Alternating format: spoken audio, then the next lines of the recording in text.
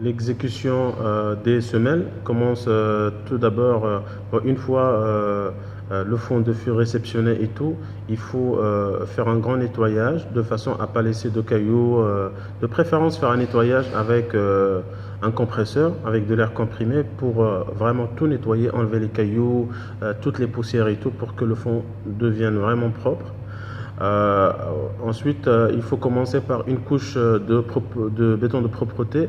Donc, c'est un béton qui est maigre en ciment et qui dans les dimensions, doivent déborder un peu par rapport, latéralement, par rapport aux dimensions de la semelle. Donc, la seule fonction du béton de propreté, c'est tout simplement d'isoler le béton de la semelle, donc le béton de structure, du fond de fouille. Justement, ça s'appelle le béton de propreté. Donc pour laisser justement ce béton de structure, pour le laisser propre, pour que le béton ne se mélange pas avec d'éventuelles particules du fond. Il y a parfois des entreprises qui, pour aller plus vite, au lieu d'utiliser un béton de propreté et ensuite, par la suite, hein, dans un deuxième temps, couler la semelle avec le béton de structure, euh, il prévoit cette couche de béton de propreté, mais il coule la semelle d'un seul coup.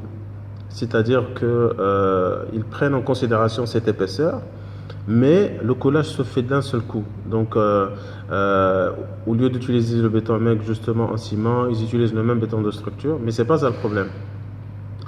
Le problème, c'est que en procédant de la sorte, nous allons avoir c'est comme si le béton cette couche de béton qui est censée être un béton de propreté qui est censé être coulé à part. Maintenant, cette couche, elle est coulée en même temps que le béton de la semelle. Donc, il y a une adhérence entre ces deux parties, entre cette couche et le béton de la semelle. Donc, la première couche qui serait en contact avec le fond de la semelle, évidemment, elle va se mélanger. La partie inférieure, elle va se mélanger avec le fond, donc avec les particules et tout ça. Et donc, il y a bien sûr un risque de fissuration au niveau de cette couche qui est censée être de propreté. Donc, ces fissures, ils vont se transmettre d'abord dans cette première couche de propreté, mais puisqu'il y a une adhérence parfaite entre ce béton de propreté qui est censé être de propreté et la semelle, donc les fissures ils vont se transmettre également à la semelle parce qu'il y a une adhérence entre les deux, puisque les deux ont été coulés en même temps. Justement, l'avantage quand on coule le béton de propreté à part et puis on coule ensuite le béton de la semelle, c'est qu'il n'y a pas d'adhérence entre les deux. Donc même s'il y a des fissures, il va y avoir des fissures certainement au niveau de la couche du béton de propreté, comme on a dit, parce que la partie inférieure, elle va se mélanger avec les particules, mais les fissures, elles vont s'arrêter au niveau du béton de propreté parce qu'il n'y a aucune adhérence, donc il n'y a pas de transfert de ces fissures vers la semelle. Mais le fait de couler d'un seul coup les deux couches, il y a forcément des fissures qui vont apparaître d'abord sur la partie inférieure de ce béton qui est censé être un béton de propreté et ensuite ça va se transmettre et rien ne pourra l'empêcher parce qu'il y a une parfaite adhérence entre les deux. Donc il vaudrait mieux couler d'abord. Si on veut couler le béton de propreté avec un béton qui n'est pas maigre en ciment, ça c'est pas un problème. Mais en tout cas, il faut que le coulage se fasse en deux temps, pas en un seul temps, mais en deux temps. Il y a des entreprises également qui, pour faire des économies, évitent de faire un coffrage de la semelle. Donc ils creusent, donc ils font le terrassement enfui et ensuite ils mettent en place le ferraillage, etc. En respectant l'enrobage, donc ils mettent les cales à béton, etc. et ils coulent. Mais là aussi, il y a un autre problème.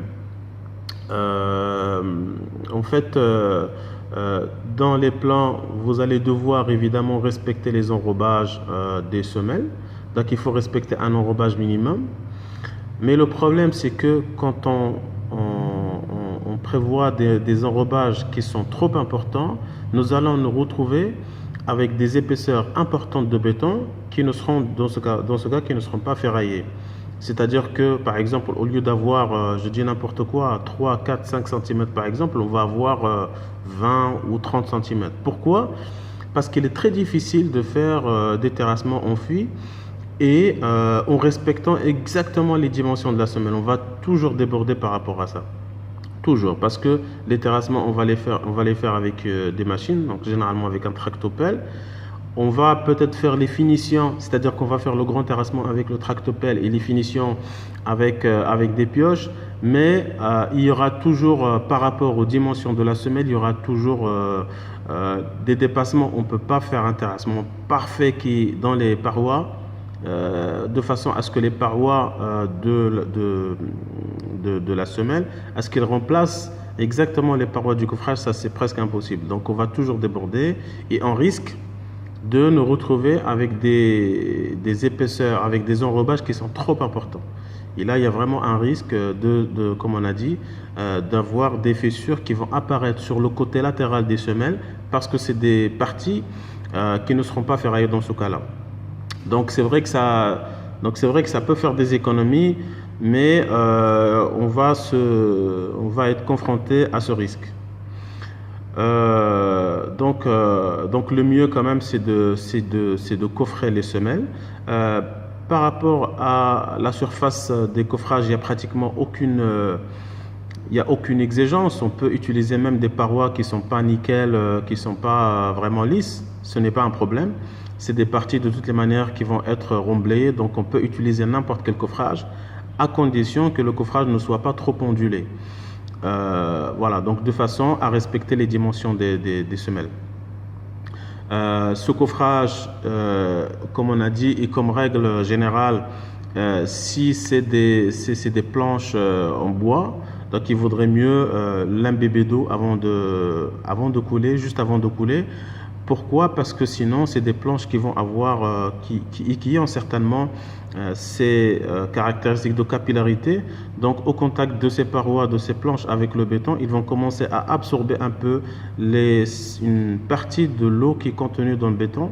Donc, ils vont fragiliser le béton au niveau des parties qui vont être en contact avec les planches. Donc il faut les imbiber d'eau pour les empêcher, pour en fait affaiblir cette caractéristique de capillarité. C'est parce que lorsqu'elles sont saturées, elles arrêtent d'absorber quoi. Donc il faut les imbiber, mais sans qu'il y ait de l'eau qui ruisselle sur les parois. Donc il faut juste les imbiber, mais en même temps de ne pas avoir des gouttes qui ruissellent comme ça sur la paroi. Bah, évidemment, il faut que le coffrage de l'intérieur, il faut que ce soit propre et tout ça.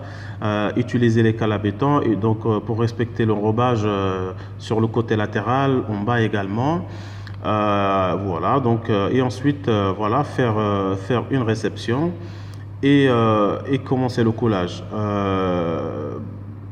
Évidemment, il faut utiliser le béton. Bah, généralement, ça va être du B25, donc un béton qui donne 25 MPa à 28 jours. Mais au cas où il y a d'autres, au cas où c'est parce que bon, voilà, mais au cas où c'est des constructions exceptionnelles, mais généralement, voilà, ça va être du B25 quoi. Il y a un problème également auquel il faut vraiment faire attention au cas où vous avez une grande profondeur. Il faut que l'entreprise aille vite entre guillemets, de jeter le béton parce que quand ça dépasse 1,50 m, on risque d'avoir un problème de ségrégation. Parce que quand on jette le béton, quand on le coule, mais sur une hauteur par exemple, de 1,50 m ou plus, on va avoir un béton au fond qui n'est pas homogène. Donc on va avoir les gros éléments en bas et puis la laitance, c'est-à-dire le ciment et de l'eau en haut. Donc, et ça, c'est pas bon. Ça c'est un coulage qui n'est pas conforme. Donc, au cas où vous avez une hauteur de chute qui va être importante, il faut que l'entreprise utilise soit des gaines ou en tout cas des dispositions pour que justement pour réduire cette hauteur de chute, ou alors utiliser des bennes de béton. En tout cas, il ne faut pas jeter le béton sur de grandes profondeurs, sinon on va avoir un béton qui n'est pas du tout conforme.